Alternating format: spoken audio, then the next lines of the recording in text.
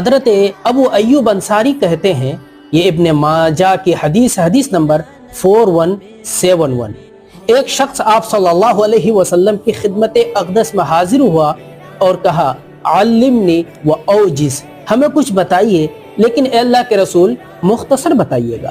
آپ صلی اللہ علیہ وسلم نے 3 باتیں ارشاد فرمائی۔ نمبر 1، اذا قمت فی صلاتک فصلی صلاۃ مودع، کہ جب نماز پڑھنے کے لیے کھڑے ہو تو یہ سمجھو کہ یہ تمہاری آخری نماز ہے۔ دوسری بات، ولا تکلم بکلام تعتذر منہ، اور کوئی ایسی بات نہ کہو کہ اس کے بعد تمہیں معذرت کا اظہار کرنا پڑے۔ تیسری بات، وَأَجْمَعِ الْيَاسَ عَمَّا فِي أَيْدِ النَّاسِ، اور لوگوں کے پاس جو کچھ ہے اس سے نا امید ہو جاؤ، یعنی کسی انسان سے امید مت باندھو۔